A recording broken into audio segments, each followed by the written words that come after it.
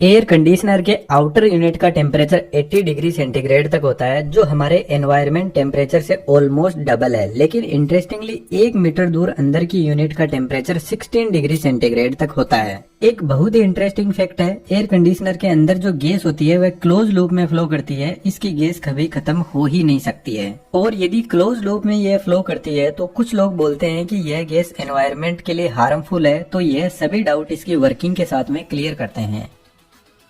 Air conditioner की कोई ज्यादा कॉम्प्लेक्स इंजीनियरिंग नहीं होती है, स्टार्टिंग होती है कंप्रेसर से। एयर कंडीशनर का हार्ट यही डिवाइस होता है और इस कंप्रेसर के अंदर आज के मॉडर्न टाइम के अकॉर्डिंग एक एनवायरमेंट फ्रेंडली गैस भी बोल सकते हैं। जब कंप्रेसर इस गैस को कंप्रेस करेगा तो इसका प्रेशर बढ़ने लगेगा, जिसकी वजह से टेम्परेचर भी बढ़ने लग जाएगा। और जब गैस कंप्रेसर से बाहर निकलेगी तो इसका टेम्परेचर होगा 80 डिग्री सेंटीग्रेड। अब इस हाई टेम्परेचर को हमें थोड़ा ठंडा करने की जरूरत है, तो रेफ्रिजरेंट पहुंचता है कंडेंसर कोयल के पास में।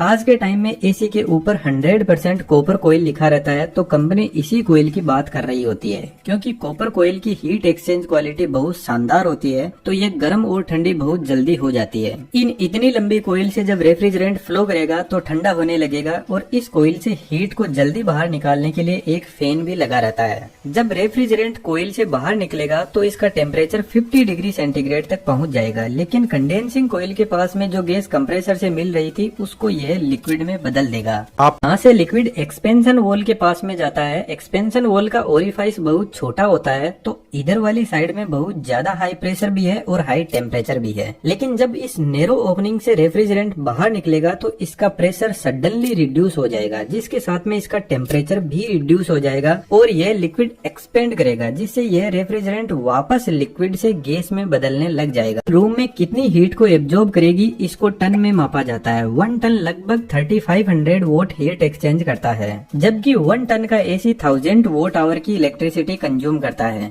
जब ठंडा लिक्विड रेफ्रिजरेंट इस कोयल से फ्लो करेगा तो यहाँ पे लगा हुआ फैन इस ठंडक को पूरे रूम में फैला देगा। को तो ठंडा कर रही है, लेकिन रूम की जो गर्मी है उससे इसमें फ्लो हो रहा रेफ्रिजरेंट धीरे धीरे वापस गर्म होने लगता है। और अभी मैंने आपको बताया कि एक्सपेंशन वॉल लिक्विड रेफ्रिजरेंट को 100% वेपर में नहीं बदल पाता है, तो रूम के अंदर जो गर्मी है उससे रेफ्रिजरेंट वेपर में बदलने लग जाता है। एक्सपेंशन वॉल बेसिकली यह डिसाइड करता है कि कंप्रेसर के पास में लिक्विड पूरी तरीके से गैस में बदल कर ही जाना चाहिए। यहाँ पर बेसिकली टेम्परेचर को कंट्रोल हमारा कंप्रेसर ही करता है। जब हम एयर कंडीशनिंग के टेम्परेचर को कम ज्यादा करते हैं तो बेसिकली हम कंप्रेसर की मोटर की स्पीड को कम या ज्यादा कर रहे होते हैं। जितना ज्यादा कंप्रेसर रेफ्रिजरेंट को पंप करेगा उतनी ही ज्यादा कूलिंग होगी। तो यहाँ पर आपने देखा पूरा का पूरा सिस्टम एक क्लोज लूप